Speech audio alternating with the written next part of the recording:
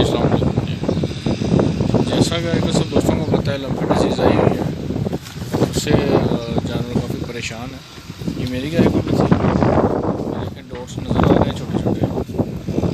और इंजेक्शन मैं लगाता रहूँ टेम्परेचर के लिए, कैटोजेट का इस्तेमाल करता रहूँ, और साथ में ईस्ट पाउडर का चोकर में इस्तेमाल करता रहूँ। 2 किलो चोकर पानी में डिप कर देना और उसके साथ 1 चम्मच ईस्ट का डाल देना, ताकि निज़ाम जो है ना वो उसका तेज़ चलता रहे। उसके साथ साथ राना अमीर मोहम्मद साहब से मैंने मेडिसिन ली थी, जो उन्होंने पाउडर बनाए हुए हैं लंपी डिजीज़ के लिए।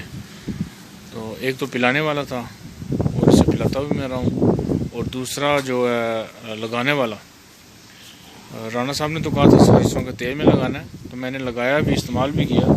मगर इत्तेफाक ऐसा हुआ कि मैं किसी काम के लिए कहीं चले गया और पीछे लड़के ने पानी में डिप करके जो है ना वो इस्तेमाल करता रहा। तो अल्हम्दुलिल्लाह जी, आज मैं देख रहा हूँ कि पानी से भी वो मेडिसिन इस्तेमाल की है तो ये इफ़ेक्टिव हुई है।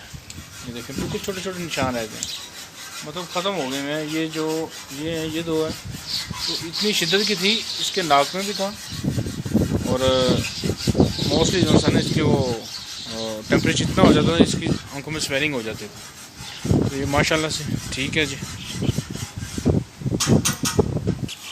इसके साथ इसकी बच्ची को था, वो भी अल्हम्दुलिल्लाह ठीक हो गई है। इस वाली बच्ची को भी हुए, और इसको भी मेरे ख्याल से 2 दिन इस्तेमाल किया है तो इसके भी ख़त्म हो गए डॉट। और इसके बाद इसको थे, इसको भी काफ़ी जगह पे थे, तो अल्हम्दुलिल्लाह जी ये भी ठीक हो गई। तो मेरा मशवरा यही है कि सुनी सुनाई बात पे अमल मत करें।